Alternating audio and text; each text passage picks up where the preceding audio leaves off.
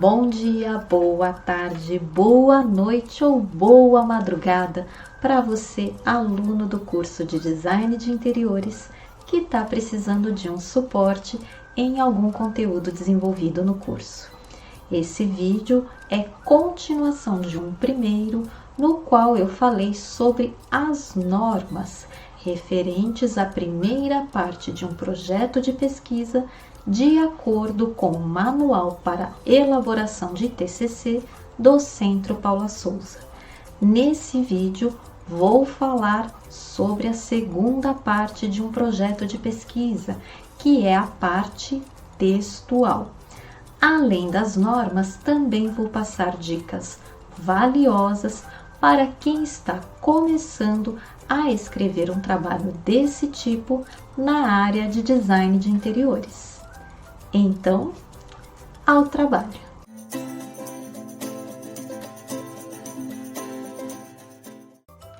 Então, só para relembrar, um projeto de pesquisa tem 3 partes. A parte pré-textual, que já foi abordada no primeiro vídeo dessa sequência de vídeos, a parte textual, que será abordada nesse vídeo, e a parte pós-textual, que será abordada em um futuro vídeo. Também só para relembrar, esse é o sumário, o último elemento da parte pré-textual, além de ser um elemento obrigatório. Então, agora vamos começar a falar da parte textual de um projeto de pesquisa.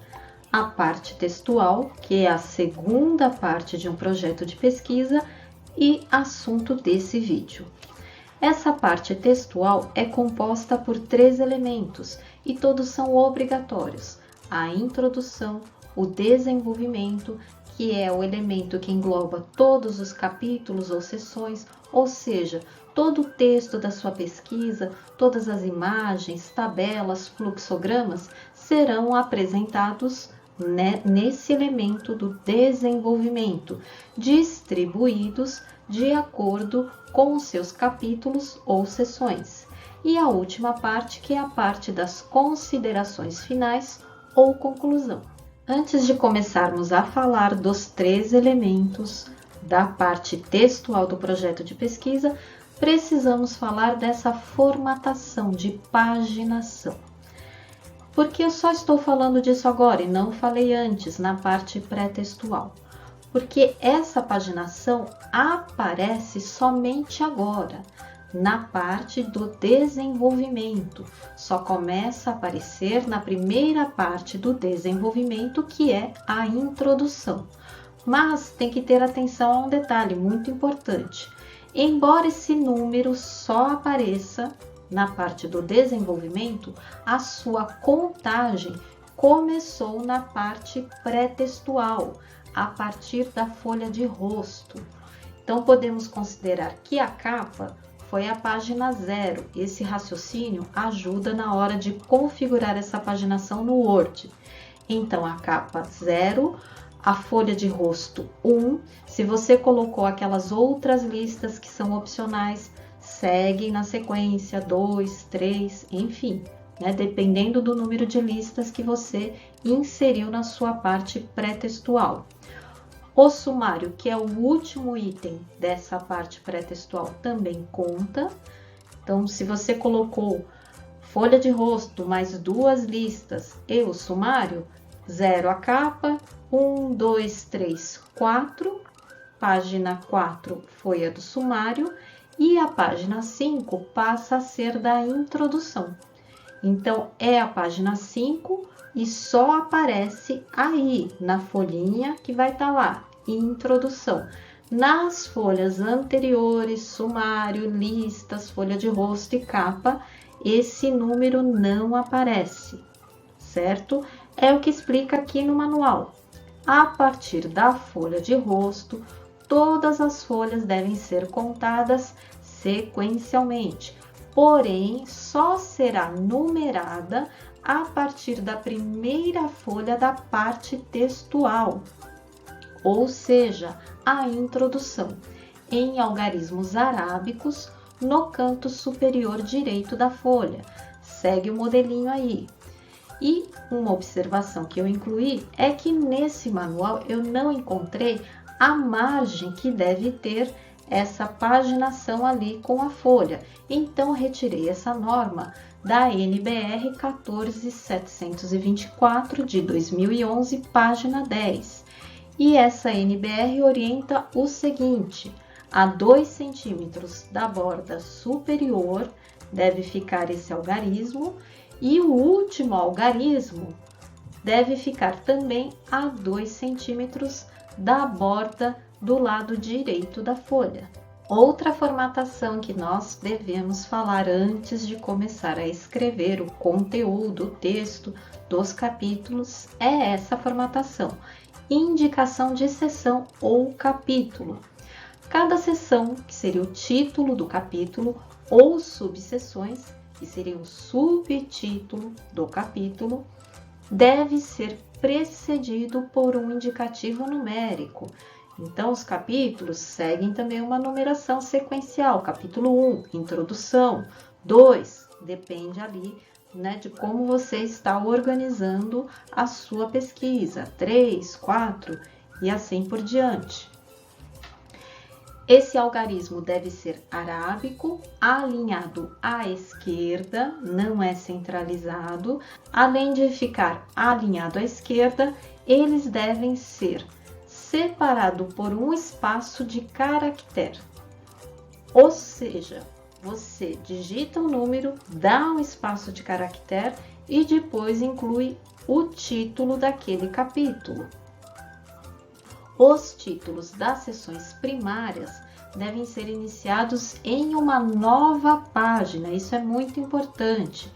Escreveu o conteúdo da introdução, capítulo 1. Não ocupou uma página inteira, sobrou um espaço. Infelizmente, vai ter que desperdiçar aquele restante da folha, porque você vai ter que iniciar o seu capítulo 2 em uma folha nova. Quando que você pode seguir na mesma folha? Quando for subseção, ou seja, você tem o capítulo 2 ou a seção 2 e aí você tem 2.1. Se for 2.1, pode manter na mesma folha.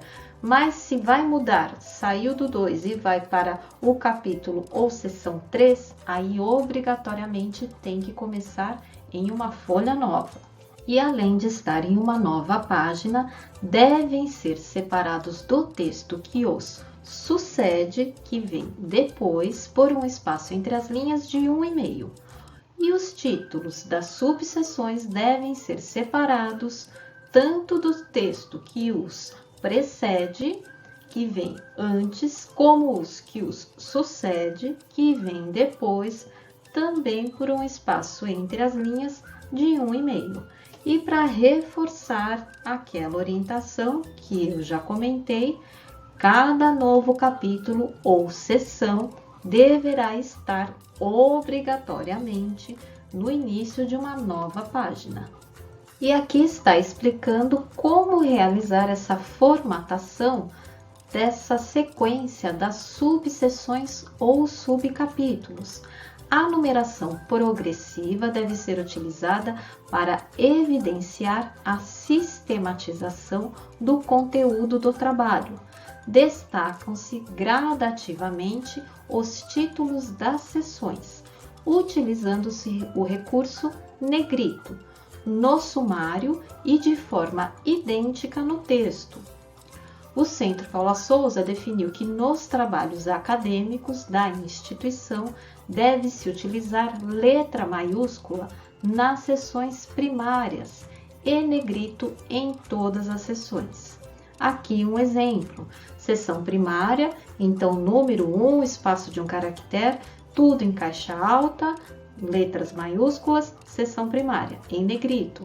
Aí nós temos a seção secundária, 1.1, espaço de um caractere, seção secundária, já alternando letras maiúsculas e minúsculas. Depois, 1.1.1, seria uma seção terciária, também alternando maiúsculas e minúsculas. Depois, 1.1.1.1, seção quaternária, também alternando letras maiúsculas e minúsculas. E por último, aqui nesse exemplo, que também já é mais do que suficiente, a seção quinária, que seria a 1.1.2.1.2. Tudo em negrito, mas só a seção primária em caixa alta. Agora que nós já vimos mais essas formatações, vamos começar a falar dos elementos que compõem a parte textual do projeto de pesquisa. O primeiro elemento é o da introdução, que tem essa definição. Na introdução, deve-se expor a finalidade e os objetivos do trabalho, de modo que o leitor tenha uma visão geral do tema abordado. São elementos da introdução: o tema do trabalho, de conclusão de curso, que é o TCC, justificativas, problema da pesquisa, hipóteses, objetivos do TCC, geral e específicos, metodologia utilizada e principais autores pesquisados. Mas pela minha experiência como professora orientando o projeto de pesquisa, eu oriento os meus alunos para deixar a realização da introdução depois que todos os capítulos estiverem concluídos. Tanto a parte da introdução como da conclusão, eu percebi que é muito mais fácil para o aluno elaborar esse texto depois que já realizou a pesquisa, porque aí sim tem tudo estruturado ali na cabeça para poder realizar esses dois textos, o que começa o desenvolvimento, a introdução, e o que fecha essa parte do desenvolvimento, que é a conclusão. E esses dois textos eu também acabo orientando de uma maneira que eles possam ser úteis para realizar um banner, onde coloca ali todo o resumo do seu TCC. Eu brinco que são os melhores momentos do TCC, tanto o texto, que, de uma maneira muito resumida, conta o início, o meio e o fim do seu projeto, e as imagens dos melhores momentos. Isso já falando do projeto de interiores, onde temos as plantas e etc. Então, esse texto elaborado no projeto de pesquisa da introdução, depois já pode ser utilizado para apresentar o projeto de interiores. Agora, a definição de outro elemento obrigatório da parte textual do projeto de pesquisa, que é o desenvolvimento. É a parte principal do trabalho e inclui o referencial teórico, conceitos relativos ao tema do trabalho, recursos, a apresentação e análise dos dados obtidos por meio de pesquisa, resultados alcançados e discussão.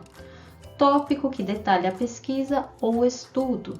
Então, como eu já havia dito, a parte do desenvolvimento é a parte principal da sua pesquisa, desse seu projeto de pesquisa. Ali que vai estar o seu texto que você vai elaborar depois de realizar a pesquisa, a fontes de consultas variadas, livros, sites, normas, legislações. Vai incluir também imagens que você retirou de alguma fonte, fotografia que você realizou do local onde você vai aplicar o seu projeto, ou de estudos de caso, de locais que você foi visitar. É nessa parte do desenvolvimento que vai aparecer o conteúdo principal do seu projeto de pesquisa. Considerando novamente a minha experiência como professora orientadora de TCC, eu quero passar algumas dicas sobre as fontes de pesquisa. Não são regras, são dicas, mas eu percebi que acabam sendo muito úteis para evitar alguns erros. Então, quando a pesquisa é realizada na internet, tem que ter muito cuidado. Alguns sites são muito práticos, por exemplo, a Wikipédia. Você vai lá, digita qualquer assunto que você queira pesquisar no Google e normalmente aparece uma informação no site da Wikipédia. Você pode ir lá, ler, né, tudo rápido, sempre. Ela acaba abordando diversos assuntos, praticamente tudo que você quer pesquisar tem lá. Mas por que é assim tão prático e um conteúdo tão vasto? Porque a colaboração para a construção desse conteúdo é aberta, ou seja, a verificação se esse conteúdo pode ser validado ou não fica um pouquinho prejudicada. Por isso que, embora seja prático, não deve ser utilizado como fonte de consulta em um trabalho acadêmico.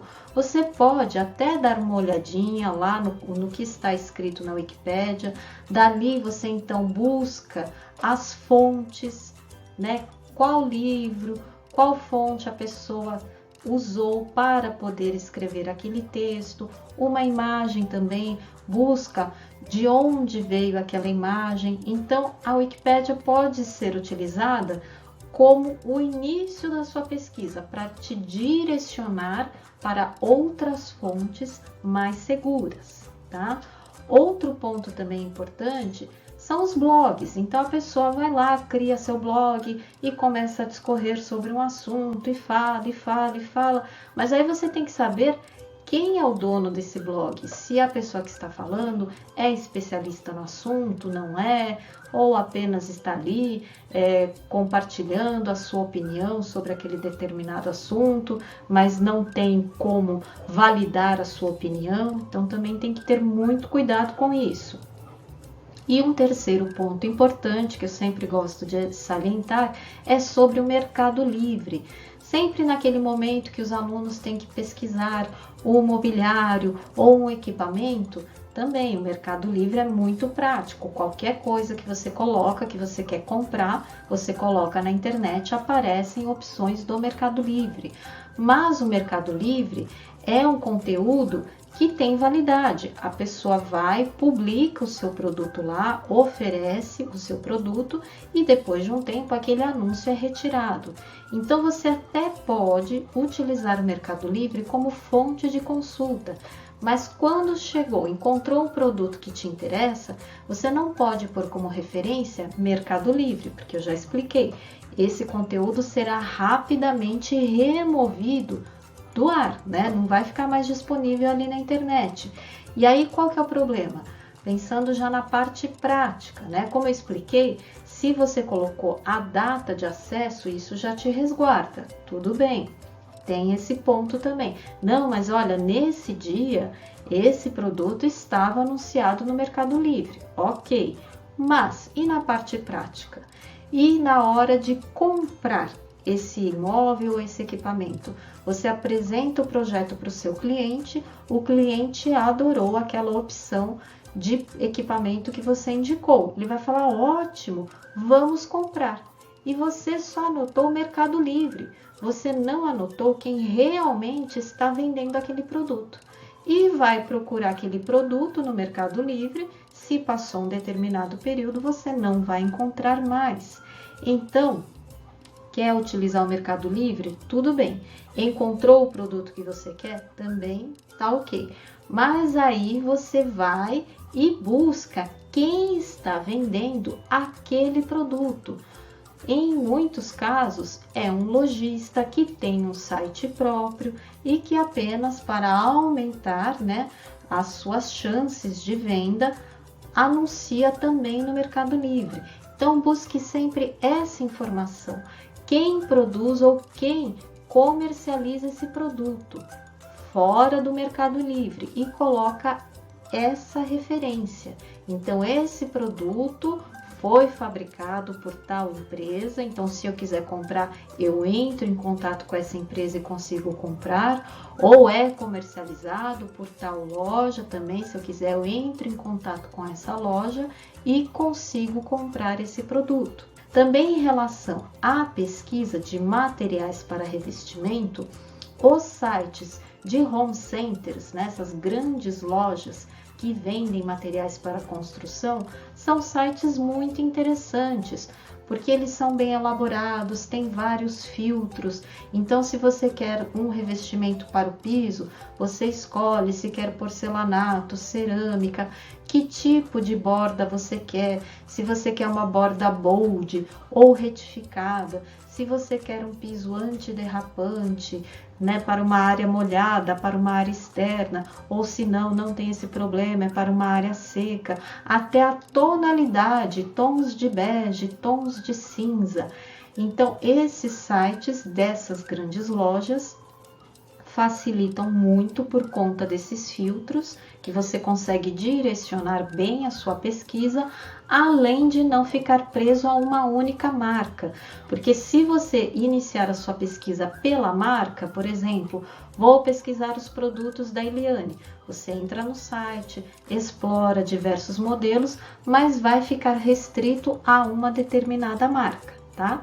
Mas assim, qual que é o ideal? O ideal é sempre ir ao showroom de uma determinada marca, né, de várias marcas, esse que seria o ideal, conhecer vários produtos, tocar, tirar dúvidas com o vendedor de um showroom, que esse sim recebe todo um treinamento especializado para apresentar todas as características, todas as necessidades de um produto.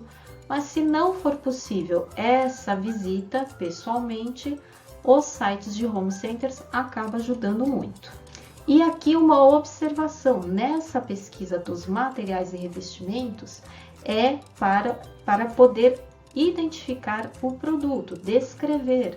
Então tem que descrever o produto, que tipo que é, se é piso, se é cerâmica, se é porcelanato, qual que é o fabricante, o tamanho da peça, o acabamento, se é da sua borda, se é retificado, se é bold, o acabamento da superfície dessa peça, toda essa descrição da peça, para que se o cliente, sim, quero comprar esse produto, vai estar ali tudo descrito. E também essa descrição é muito importante, porque são informações para serem representadas no projeto de interiores.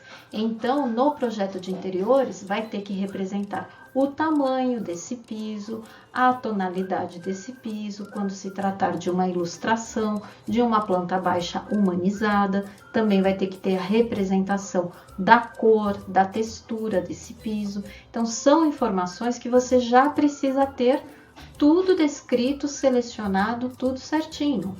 O que não é necessário realizar? O orçamento.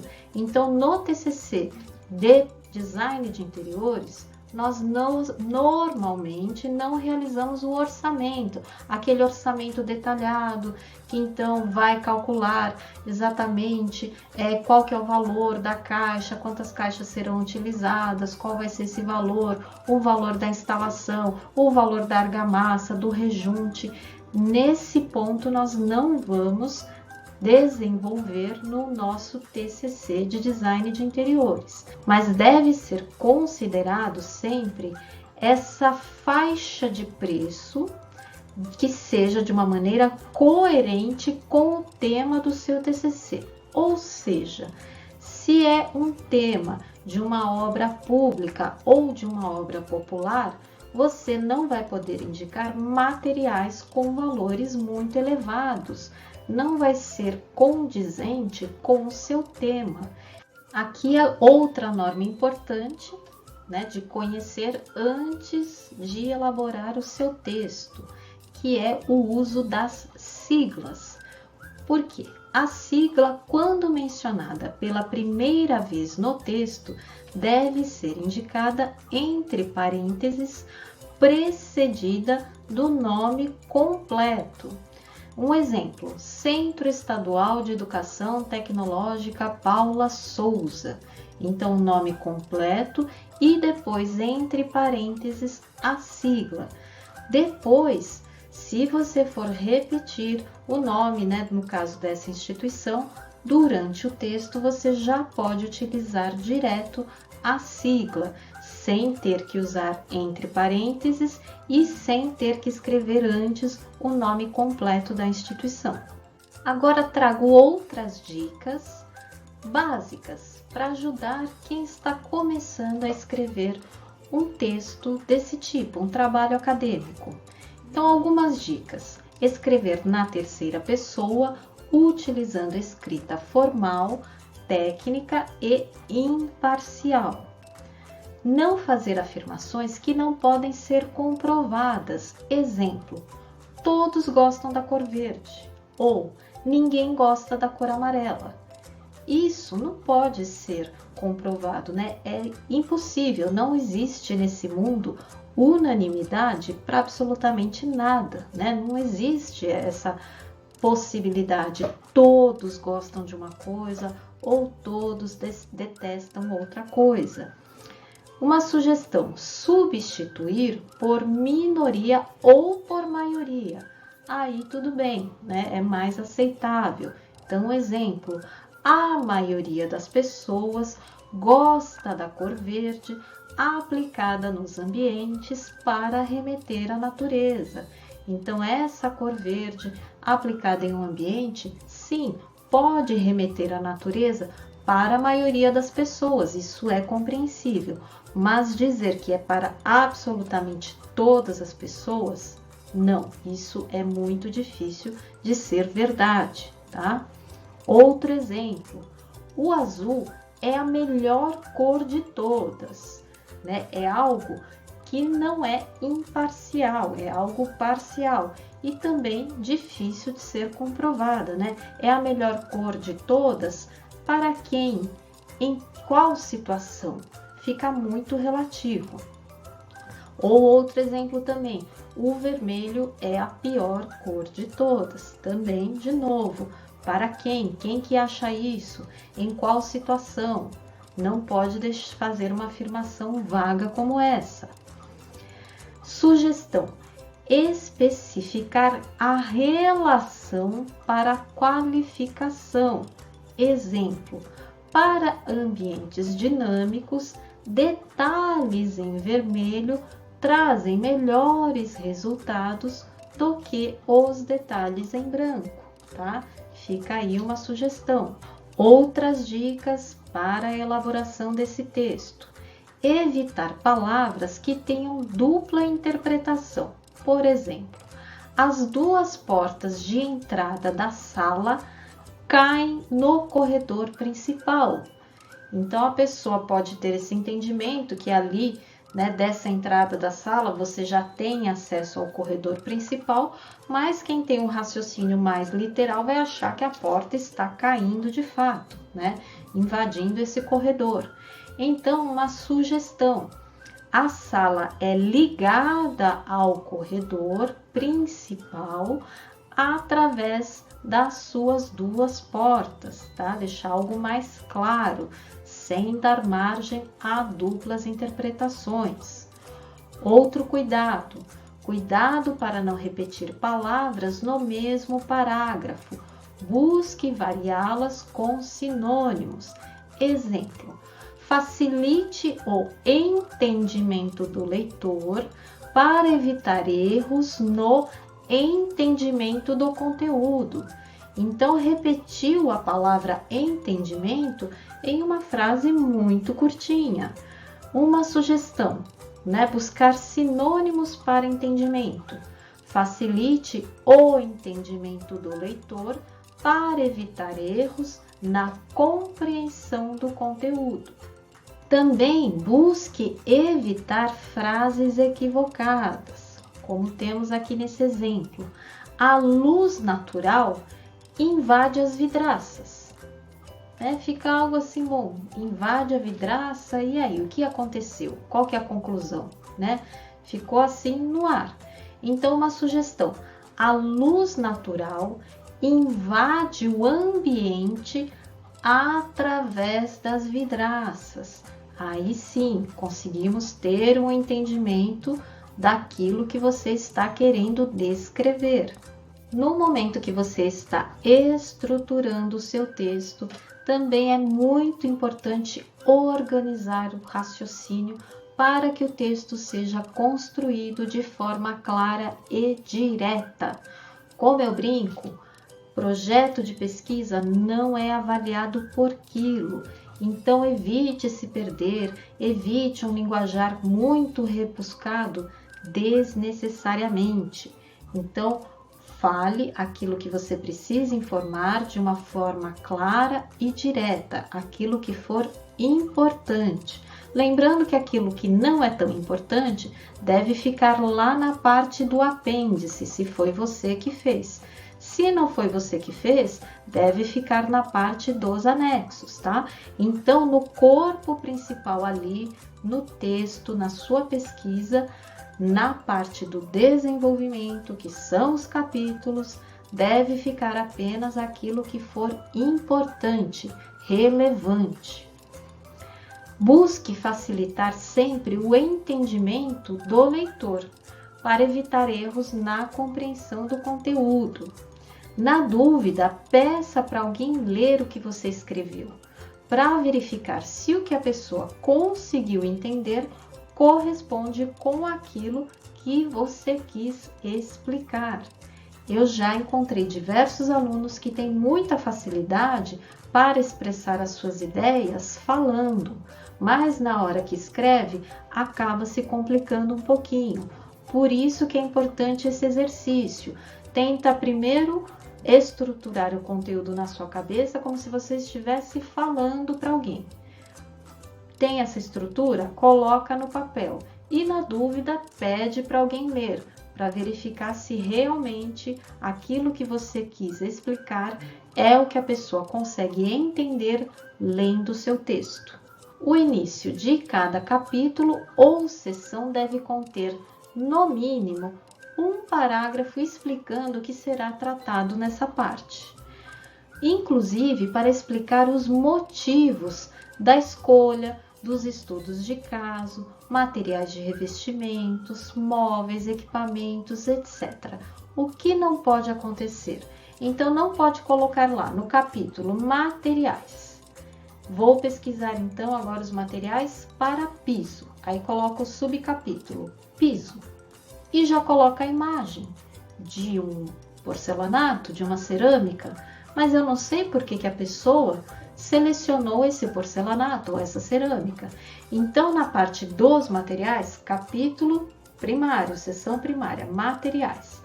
Nesse capítulo serão apresentados os materiais que foram selecionados seguindo determinado critério de acordo com o tema, de acordo com as normas e as legislações pesquisadas, de acordo com as inspirações obtidas através dos estudos de caso. Então, você justifica, e já indica como que vai ser feita a seleção desses materiais. Aí, quando coloca piso, então, subcapítulo ou subseção, pisos. Esses pisos foram selecionados para determinado ambiente, porque deve ser um piso antiderrapante, com a tonalidade mais clara ou mais escura, por esse motivo ou por aquele outro motivo. Enfim, explica por que está incluindo ali no seu projeto de pesquisa essas opções de piso. Tá? Sempre é necessária essa explicação. Não é um catálogo o seu projeto de pesquisa. Você vai incluir essas informações, a descrição dos materiais para uma futura compra, a imagem desse material para o desenvolvimento do projeto de interiores, mas ainda é um projeto de pesquisa. Então, você deve explicar por que escolheu esse determinado material, esse determinado mobiliário, esse determinado equipamento. Sempre tem que ter essa justificativa escrita. Agora vamos falar das normas, ou seja, da formatação de como as ilustrações devem ser identificadas ali no desenvolvimento do seu projeto de pesquisa, ou seja, como você vai inserir ilustrações com a sua devida identificação no meio do texto. Então, em um capítulo ou em uma seção, você tem uma parte de texto, em seguida apresenta uma imagem que pode ser uma fotografia, um quadro, uma planilha, um gráfico, alguma imagem que você retirou da internet, algum desenho que você retirou de uma norma, como que você vai inserir essa ilustração com a sua devida identificação.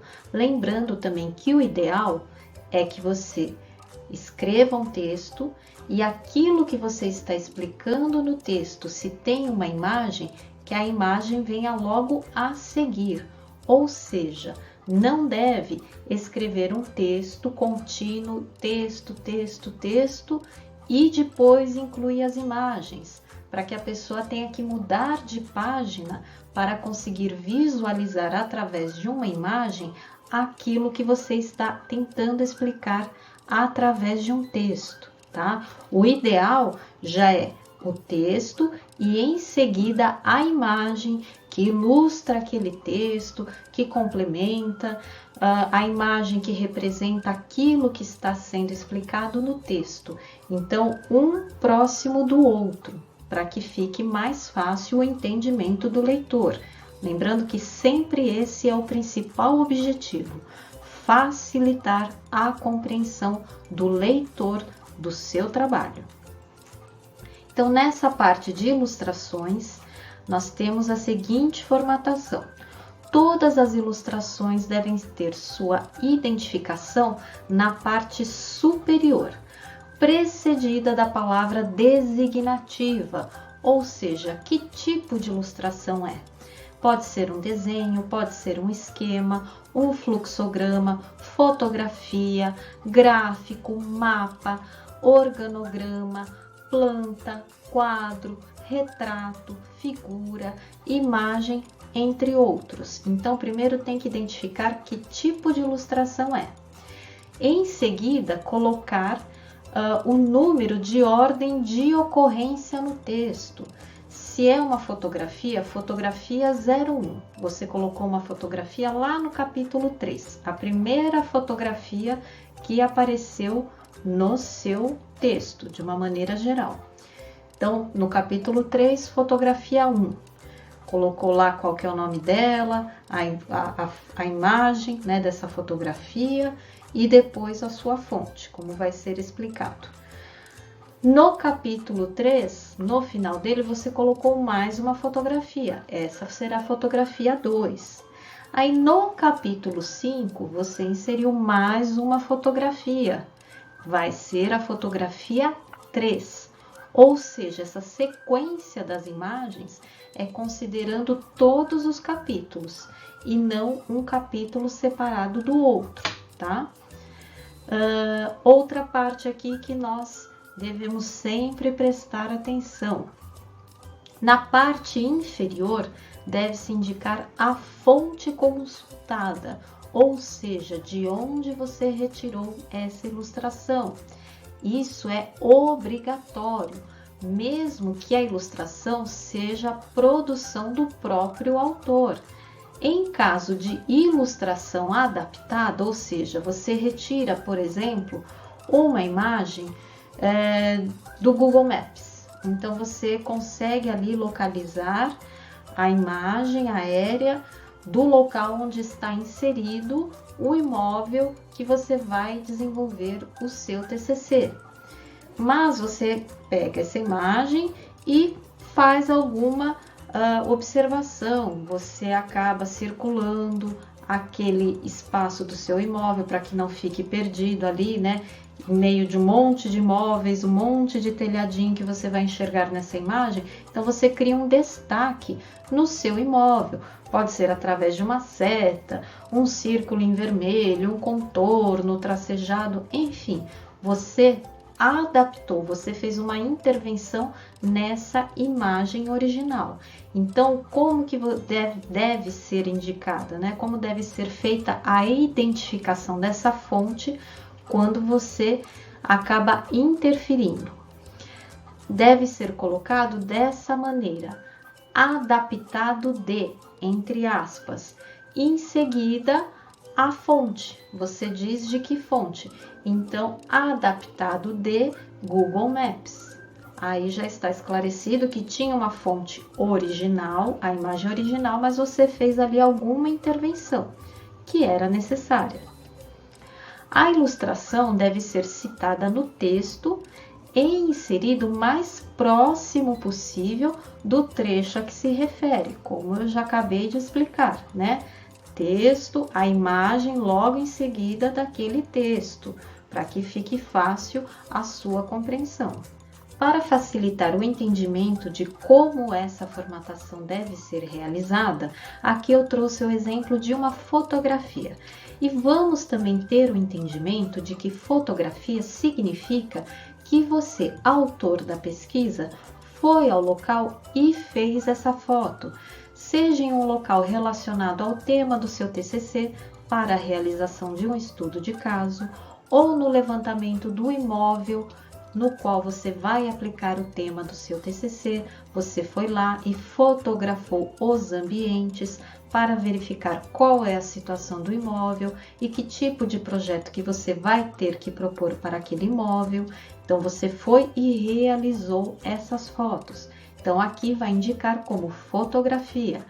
Numera essa fotografia, se é a primeira vez que você insere uma fotografia em toda a sua pesquisa, independente do capítulo, então essa vai ser a fotografia 1. Na sequência, você vai descrever o que o leitor vai conseguir observar nessa fotografia. No caso aqui temos maquete de mobiliário para a sala de estar. Insere a imagem dessa fotografia e, em seguida, a identificação da fonte. Como nós estamos combinando que fotografia é de autoria da pessoa que está realizando esse projeto de pesquisa, então deve ser indicado fonte do próprio autor, seguido da data, né, do ano em que essa fotografia foi realizada, ou dos próprios autores, caso seja uma pesquisa realizada em grupo. E também sempre mantendo aquela observação que é muito importante. A sequência da numeração das fotografias deve considerar todos os capítulos. Agora, um outro exemplo da aplicação dessa formatação. Como não está muito claro no manual do Centro Paula Souza e com o objetivo de adequar as normas às necessidades do curso de Design de Interiores, ao consultar sites, como fonte da imagem, deverá ser mencionado o nome da empresa ou instituição e o ano da consulta, deixando aquele endereço completo, aquela URL que é https://www, enfim, todo aquele endereço completo a gente deixa para a parte das referências, assim como nós fazemos quando consultamos um livro. Então, logo abaixo daquela imagem ou daquela situação, nós só vamos indicar autor e data. E todo o nome completo do livro, a editora, a cidade onde aquele livro foi publicado, a edição, se tiver essa indicação também, todas essas informações vão para a parte de referências, para que o texto não fique poluído com o excesso de informações que não vão auxiliar no entendimento do texto. Então, essas informações ficam na parte de referências, por isso que existe a norma de indicação dessas referências na parte pós-textual. Então, para deixar algo aqui mais fácil, né, dessa aplicação, quando a pesquisa for realizada em sites, a sugestão que eu deixo é essa. Imagem 1, porque você não fez a fotografia, você retirou essa fotografia de alguma fonte, cama de casal e o modelo dela, também no tamanho 10. Coloca a imagem da cama e em seguida a fonte. Então, nós vamos, combinar que vamos indicar dessa maneira. A empresa ou instituição, no caso Tokstok. Quarto, por quê? Porque a maioria dos sites dessas grandes empresas que comercializam móveis, materiais, equipamentos, a maioria desses sites é organizado com uma subdivisão. Então, tem lá toque-estoque, depois quartos, dentro de quartos, camas, e aí apresenta todos os modelos de cama dessa empresa. Então, nós vamos indicar dessa maneira: toque-estoque, quarto, camas, e lá eu encontrei o modelo dessa cama, seguido do ano que você acessou esse site. Só o ano, porque o dia e o mês vai deixar também para indicar na parte das referências, lá no final do projeto de pesquisa, na parte pós-textual. Agora vamos entender o que é um quadro. As informações aparecem em forma textual e não contém dados estatísticos. Possui como objetivo simplificar o entendimento do texto. Então, essa é a definição de quadro. E aqui nós temos um exemplo. Quadro 1. Indicadores epidemiológicos e operacionais, Estado de São Paulo, 1998 e 1999. Esse quadro tem 3 colunas, tem uma linha com o título das informações encontradas e mais 4 linhas com essas informações. Texto explicando de uma maneira que facilite o seu entendimento. Então, essa é a definição para quadro. Fonte, logo abaixo do quadro, São Paulo e o ano. Agora, vamos entender o que é um gráfico. O gráfico deve ser utilizado de maneira que sua interpretação não necessite de outras explicações. Aqui temos um exemplo. Gráfico 1, frequência de usuário por período. Aí nós temos lá embaixo aquela forma, né, que popularmente o pessoal chama de pizza. Então, tem nas cores verde, azul e vermelha. E o percentual, né, que indica cada cor. A cor azul indica o período matutino, 30%. A cor vermelha, vespertino, 39%. E o noturno, na cor verde, 31%. Logo abaixo, fonte do próprio autor e o ano da criação desse gráfico. Agora vamos entender o que é uma tabela. Forma não discursiva de apresentar informações, nas quais o dado numérico se destaca como informação central. Então, não tem muito texto para explicar, e sim números. As tabelas não são fechadas lateralmente e também não tem divisão entre linhas e colunas. Devem ser citadas no texto, inseridas o mais próximo possível do trecho a que se referem e padronizadas conforme o Instituto Brasileiro de Geografia e Estatística, o IBGE. Aqui nós temos um exemplo. Tabela 1, pessoas residentes em domicílios particulares por sexo e situação do domicílio. Brasil, 1980.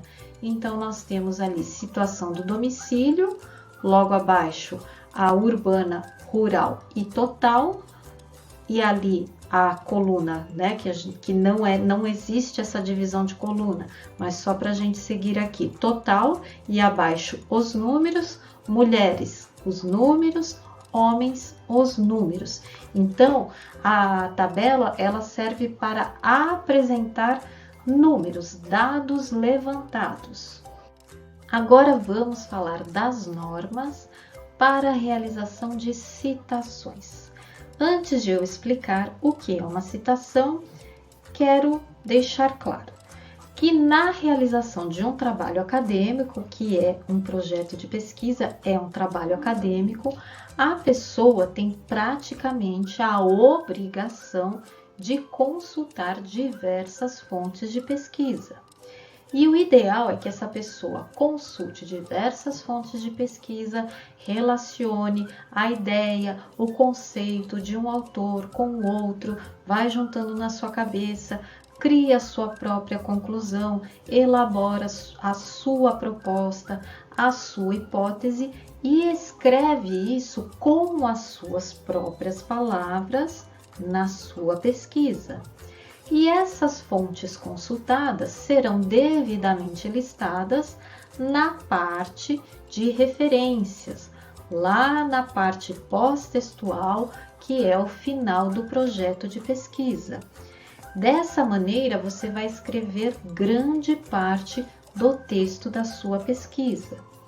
Mas pode ser que em alguns momentos você sinta a necessidade de criar uma citação. Eu trouxe aqui 3 exemplos que podem te levar a essa necessidade de criar uma citação. E acredito que explicando esses exemplos, eu consigo explicar também o que é uma citação.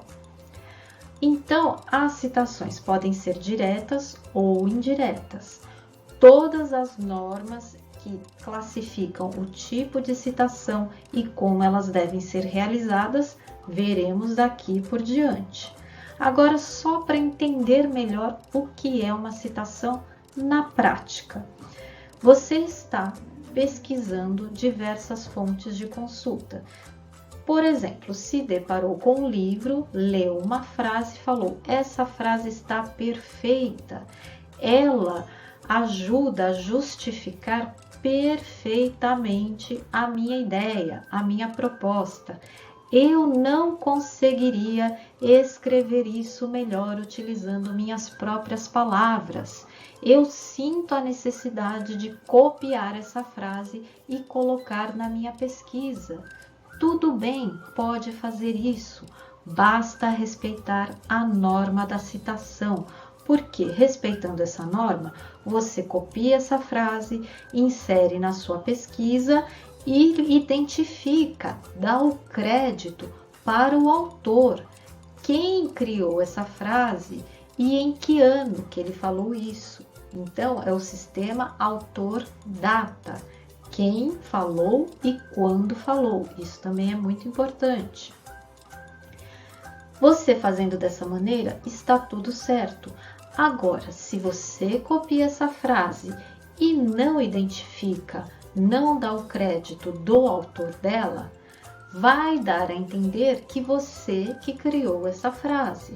Só que se identificarem que você não criou e sim copiou e não deu o devido crédito, você será acusado de plágio e plágio é crime, tá?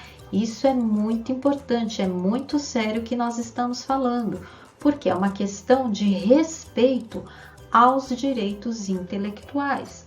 Isso deve ser respeitado, principalmente por um designer de interiores, que também deve exigir que o seu intelecto, né, a sua capacidade intelectual na hora de criar um projeto, que seja respeitada também, que a criação de um projeto não seja menosprezada. Então, o designer de interiores precisa fazer com que a sua capacidade intelectual seja respeitada e valorizada e da mesma maneira respeitar a do outro, né? Outros 2 exemplos que você pode então sentir a necessidade de realizar uma citação. O segundo exemplo é quando você tem uma ideia, uma proposta e encontra o autor renomado na área, renomado nesse tema que você está pesquisando e que concorda com a sua proposta.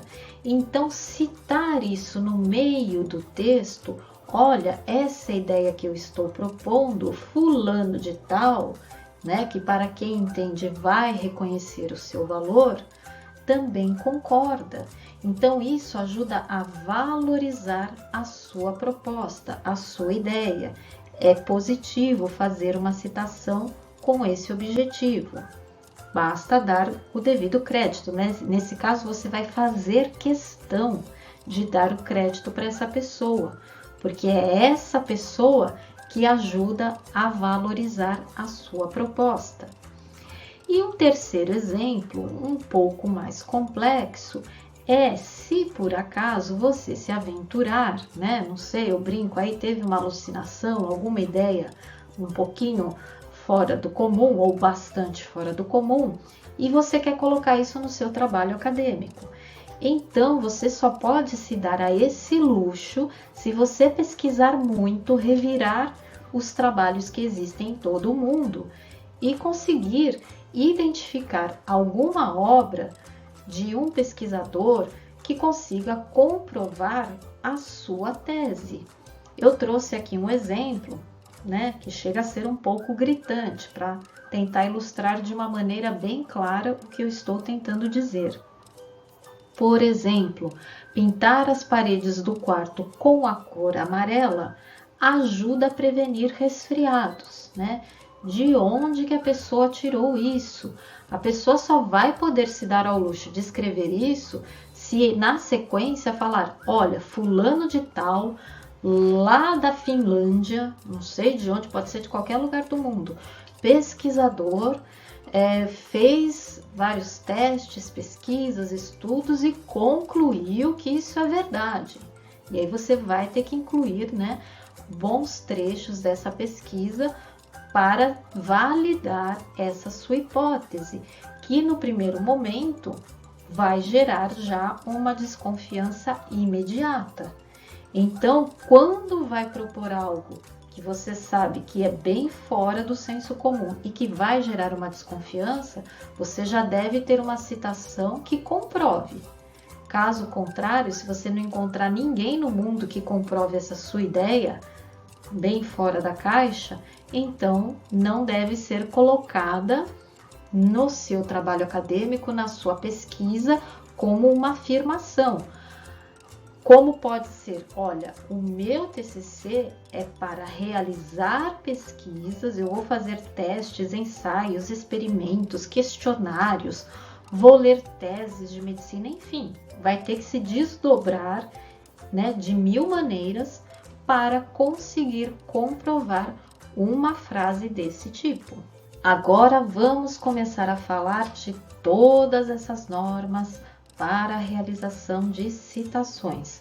É uma parte extensa, como eu já disse, né, no primeiro vídeo, essas normas chegam a ser burocráticas, então, repito, ninguém tem obrigação de decorar essas normas, mas todo mundo tem a obrigação de consultar essas normas na realização desse projeto de pesquisa.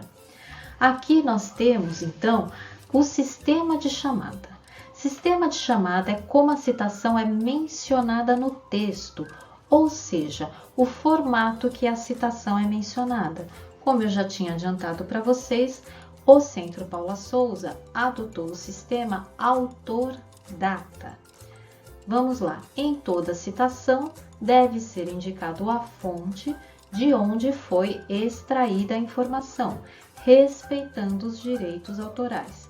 Existem dois sistemas de chamada, autor-data e numérico.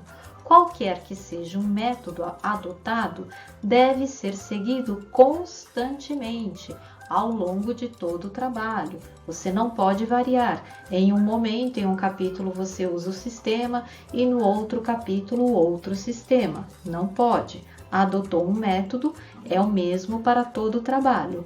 E o Centro Paula Souza definiu que nos trabalhos acadêmicos da instituição deve-se utilizar o sistema autor-data. A referência das obras citadas ao longo do texto deve figurar em referências, no final do trabalho, ordenada alfabeticamente pelo sobrenome do autor da obra para o sistema autor-data. Essa parte de referências nós vamos ver depois detalhadamente quando estivermos falando da parte pós-textual do projeto de pesquisa. Então vamos lá entender um pouquinho melhor o que é esse sistema autor-data. É um elemento obrigatório. No sistema autor-data, a indicação da fonte deve apresentar a autoria da informação citada. Se a autoria for de um autor, pessoa, deve figurar o sobrenome. Se o autor for uma entidade, deve figurar o nome da instituição responsável e se a autoria for desconhecida, deve figurar o título da publicação. Outra informação que deve constar é o ano da publicação e outra é o número da página, quando for uma citação direta.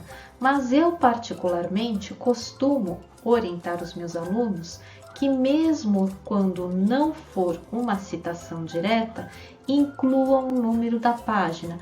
Isso acaba sendo mais útil para você que está realizando a pesquisa, porque você está lá ainda escrevendo a pesquisa, estruturando e colocou, olha, essa fonte eu retirei dessa norma da página tal. Aí quando você está no capítulo seguinte, você se depara com uma outra informação e fica na dúvida, nossa, será que o que eu escrevi está certo ou não está? Aí você verifica ali na fonte que você indicou a norma e a página. Fica muito mais fácil para você rever aquilo que você está produzindo, porque você já vai na norma direto naquela página, ao invés de ter que revirar a norma inteira até encontrar aquela informação que você utilizou. Agora vamos entender o que é uma citação direta. É uma transcrição textual de parte da obra do autor consultado sem alteração. Deve-se mencionar o número da página. Citação direta com até 3 linhas.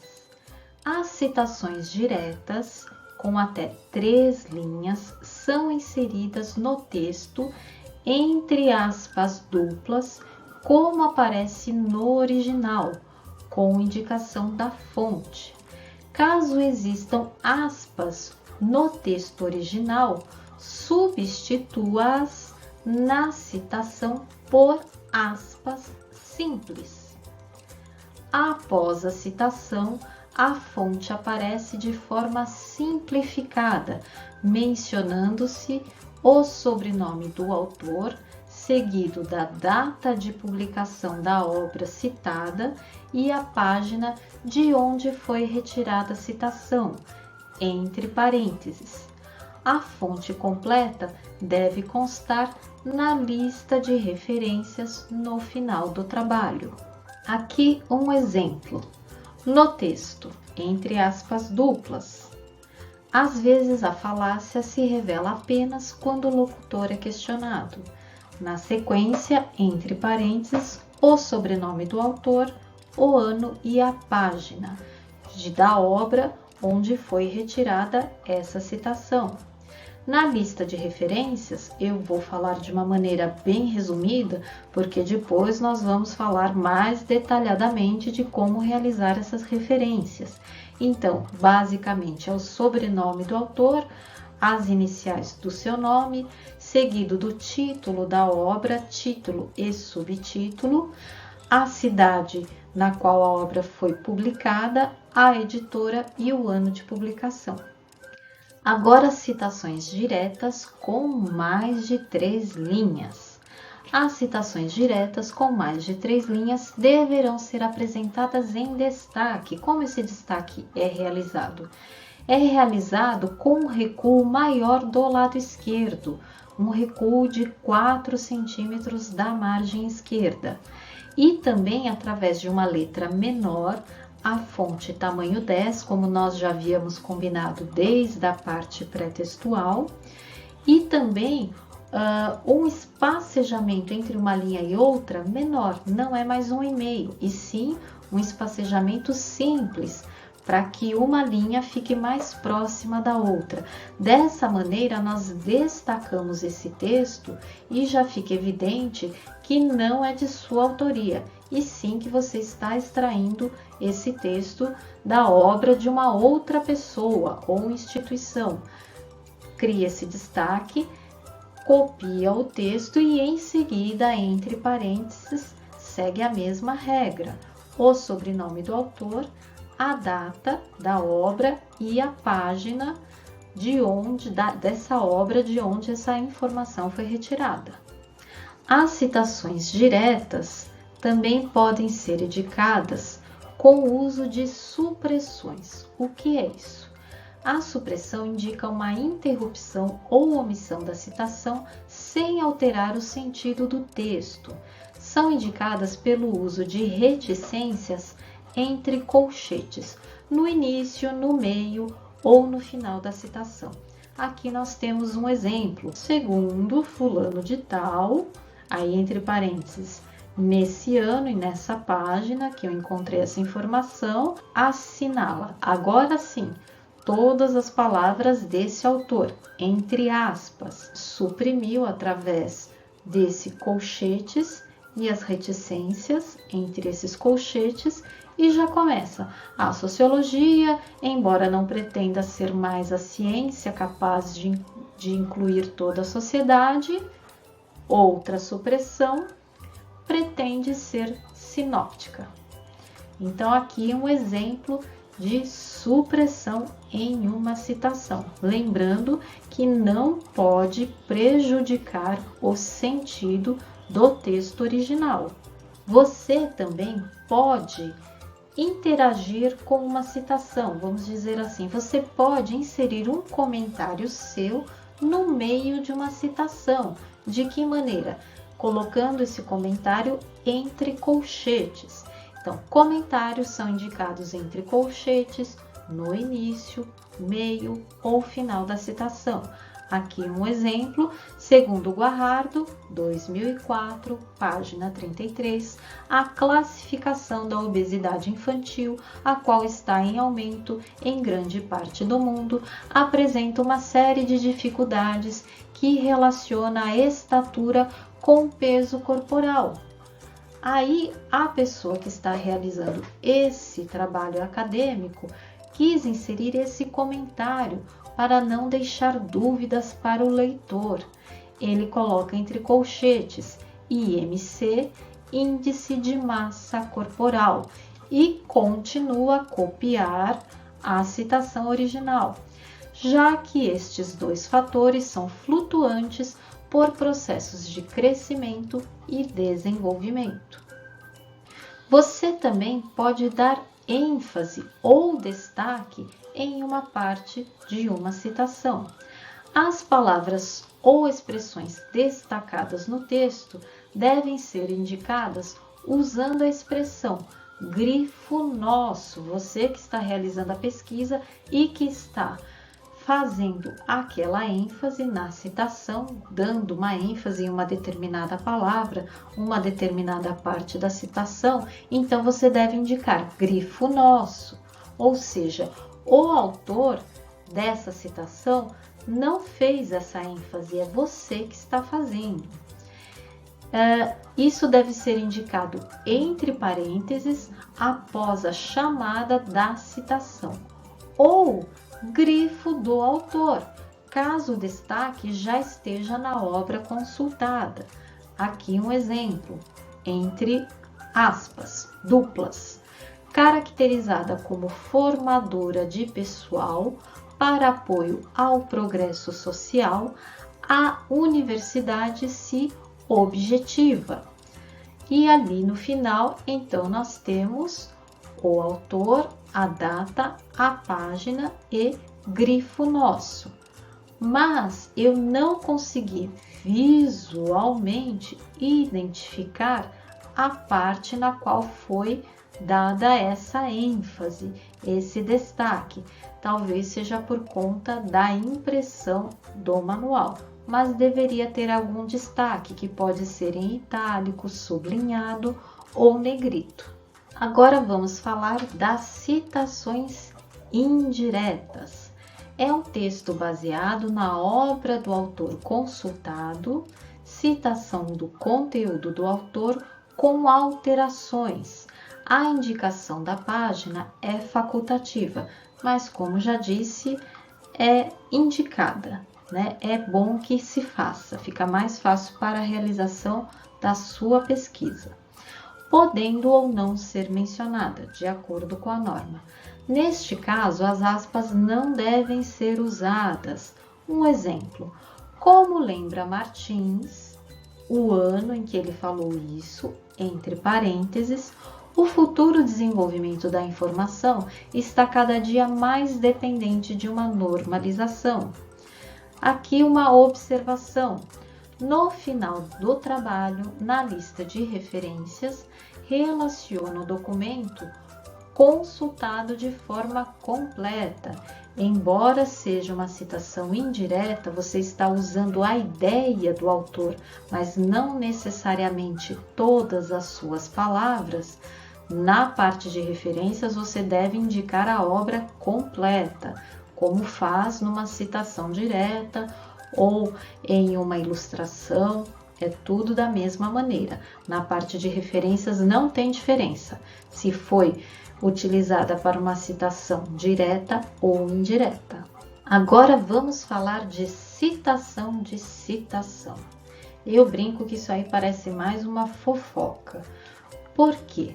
Você vai querer utilizar, nesse caso, uma citação, mas ela não foi escrita pelo autor da obra que você está consultando.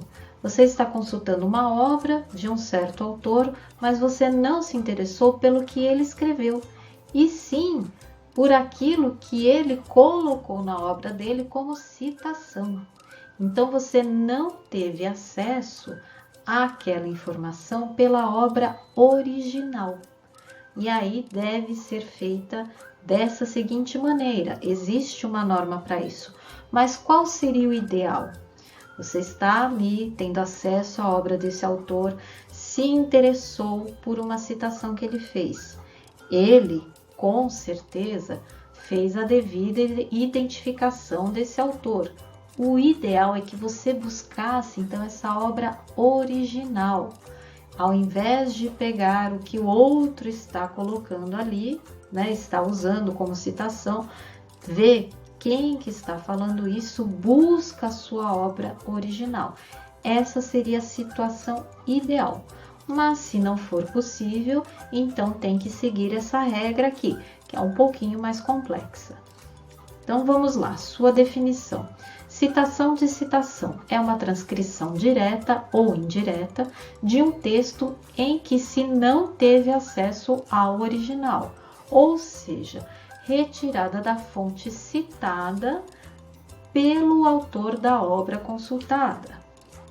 Indicar o sobrenome do autor original, aquele que está ali na citação, seguido do termo apude, que significa citado por, conforme, segundo, e do sobrenome do autor em cuja obra a citação foi feita.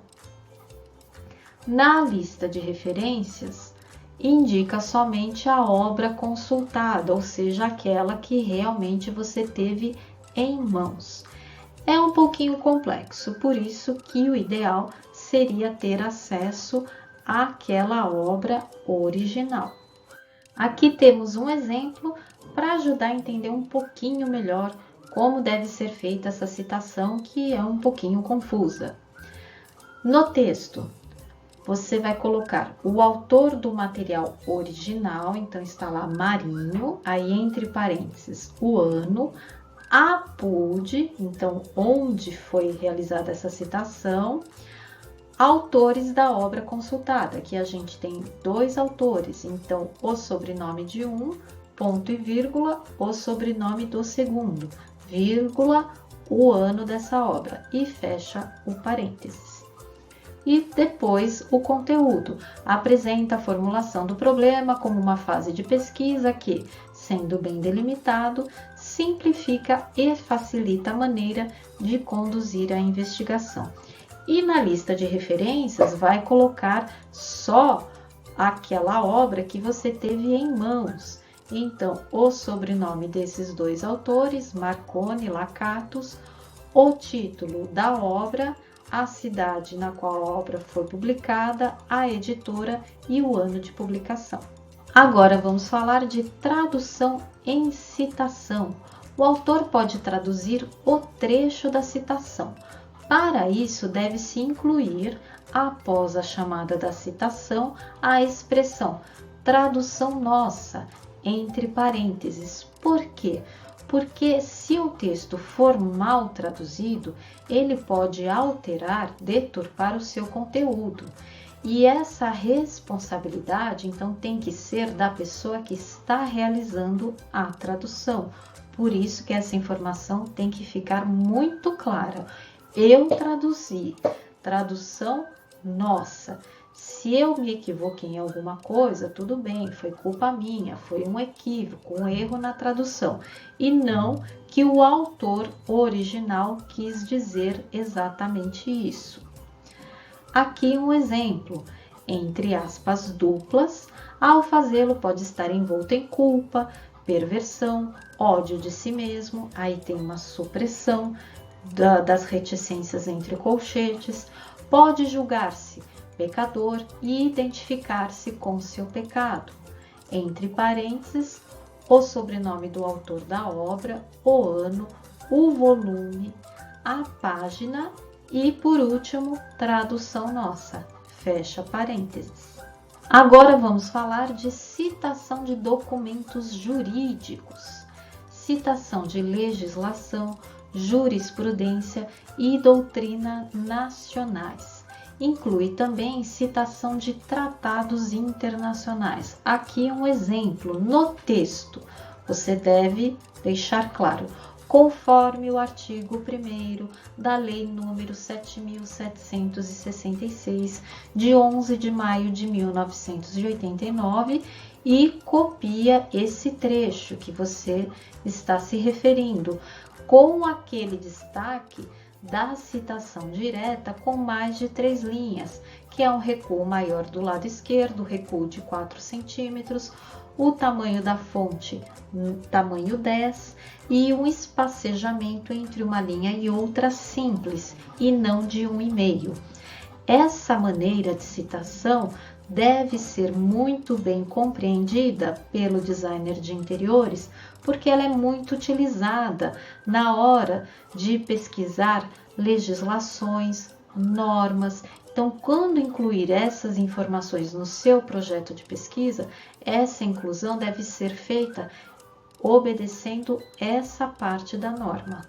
E a indicação de um documento jurídico na parte de referências, lá no final da pesquisa, na parte pós-textual, deve ser realizada de acordo com esse exemplo. Primeiro, identificar a esfera governamental, se é federal, se é estadual ou se é municipal. Se for federal, é como está aqui, Brasil, é o autor. Depois, o nome da lei, com o seu número, então lei número 7.766, de 11 de maio de 1989. O assunto dessa lei dispõe sobre o ouro, ativo financeiro, e sobre seu tratamento tributário. Depois, o que é lex? Legislação federal e marginália. A cidade na qual foi publicada, São Paulo, volume 53, página 304 a 306, segundo trimestre de 1989. Essa questão de numeração de página também é muito importante. Se você só leu uma parte de uma obra, você deve indicar dessa maneira quais páginas você exatamente leu, retirou as informações. Se você leu a obra toda, então você vai colocar o P de páginas no final. Ou se você leu uma obra que tinha no total 123 páginas e quer incluir essa informação na sua lista de referências, então você vai colocar 123 P minúsculo. Significa que a obra inteira tinha 123 páginas e que você leu, você consultou todas essas 123 páginas. Caso tenha consultado apenas uma parte dessa obra, identifique dessa maneira: P minúsculo antes, ponto, e o número ali do intervalo de páginas que você consultou.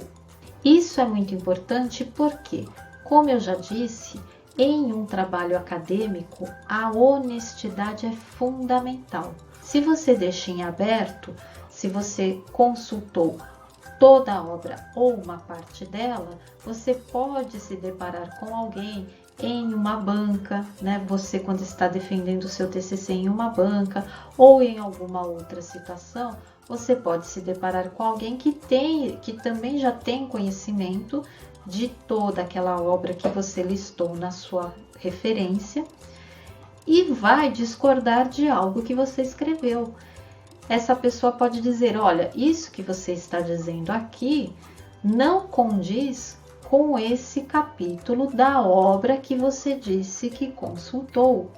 Então, você pode ser pego desprevenido. E agora? Mas eu não li o livro inteiro, eu só li uma parte. Então, deixe isso claro na sua lista de referências. Dessa obra, eu só li essa parte. Então, se você se deparar com alguém que pode te questionar em relação a isso, você vai falar, olha, tudo bem, mas é que dessa obra eu só li esse trecho, como está identificado na minha lista de referências. Dessa maneira, você já se resguarda de uma situação que pode ser complicada para você. Agora vamos entender como realizar um outro tipo de citação. Uma citação que veio através de uma informação verbal. As informações obtidas de forma verbal, que pode ser através de uma palestra, de um debate, uma comunicação, etc., podem ser citadas indicando entre parênteses a expressão informação verbal, mencionando-se os dados disponíveis em nota de rodapé. Aqui um exemplo. No texto, você deve escrever como esse exemplo. O entendimento ou compreensão é a base da leitura e do aprendizado desta, entre parênteses, informação verbal, o número ali do lado direito do parênteses e em nota de rodapé, aquele 1, o que significa. Então, esse tipo de citação, na minha opinião, só deve ser realizada se essa informação veio da boca de alguém que tenha um bom reconhecimento na área que você está pesquisando. Agora que nós já vimos os principais tipos de citação descritos no Manual do Centro Paula Souza, chegamos ao último elemento da parte textual de um projeto de pesquisa, que é a parte das considerações finais ou conclusão. Essa é a parte final da monografia, na qual se apresentam as conclusões correspondentes aos objetivos e hipóteses apresentados na introdução. Então, é como se fosse uma espécie de resposta àquilo que foi lançado no início da sua pesquisa.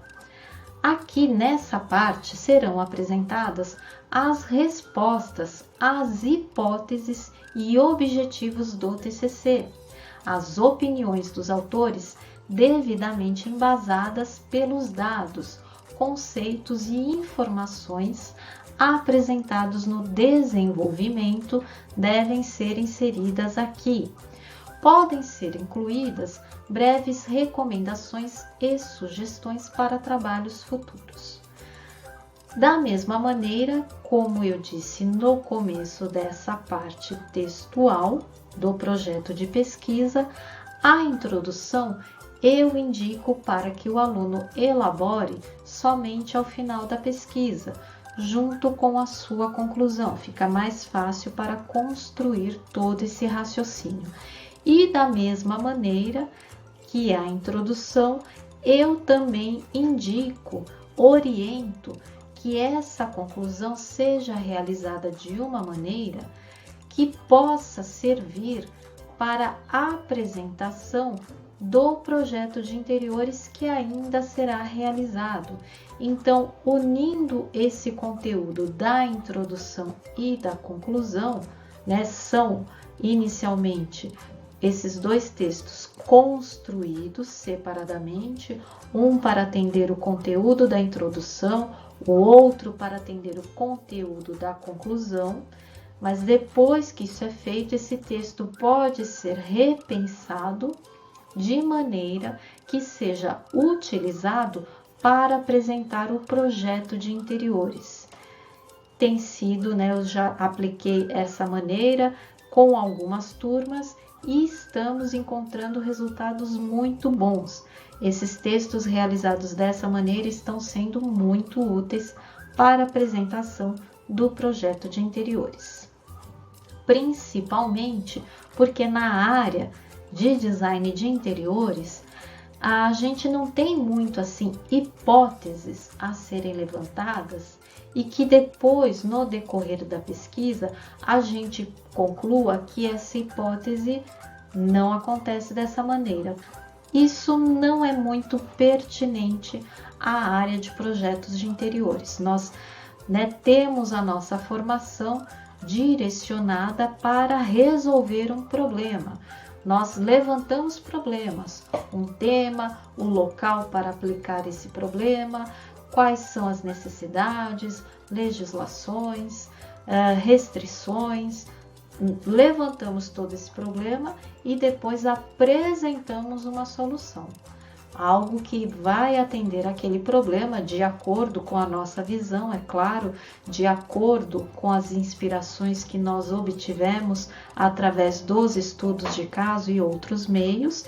Então, o que eu quero dizer que não é a única solução para aquele problema, mas é uma solução. Então, a nossa conclusão sempre será essa. Sim, o nosso trabalho obteve êxito e é mais uma descrição, então, do caminho que foi percorrido para a obtenção desse êxito e como que a formação do designer de interiores acaba possibilitando a solução desse problema com êxito.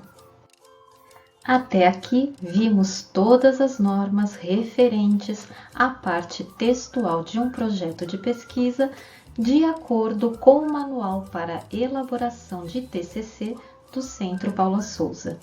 Também pude passar para você dicas que, de acordo com a minha experiência como professora orientadora de TCC, posso perceber que essas dicas são muito importantes para quem está começando a realizar um trabalho acadêmico, como é um projeto de pesquisa. O projeto de pesquisa tem 3 partes. Nesse vídeo, abordamos a segunda. No vídeo anterior, falamos da primeira parte, que é a parte pré-textual. Então, caso você ainda não tenha assistido esse vídeo, assista para compreender toda a sequência de elaboração de um projeto de pesquisa.